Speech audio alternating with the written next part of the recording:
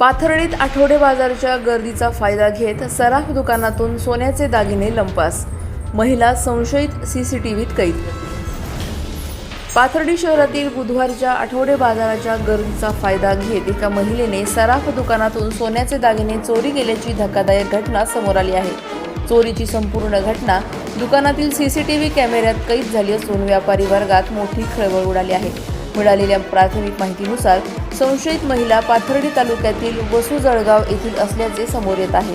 बुधवारच्या आठवडे बाजारानिमित्त शहरातील बाजारपेठेत मोठी गर्दी झाली होती। याच गर्दीचा फायदा घेत संबंधित महिलेने एका नामांकित सराफ दुकानात प्रवेश केला व दुकानदाराचे लक्ष दुसरीकडे असताना सोन्याचे दागिने लंपास केले। घटना लक्षात आल्यानंतर दुकानदाराने तातडीने दुकानातील सीसीटीव्ही फुटेज तपासले। या फुटेजमध्ये संबंधित महिला संशयास्पद हालचाली करताना स्पष्ट दिसून येत असून चोरीची संपूर्ण घटना कॅमेऱ्यात कैद झाली आहे।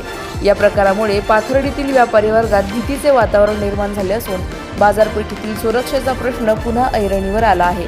पाथर्डी पोलिसांनी या प्रकरणी तपास सुरू केला असून सीसीटीव्हीच्या आधारे संशयित महिलेचा शोध घेतला जात आहे। अधिक माहितीसाठी स्टार इंडिया 1 न्यूज पाहत रहा। चॅनलला सबस्क्राइब करा आणि अशाच अपडेट्ससाठी बेल आयकॉन दाबा।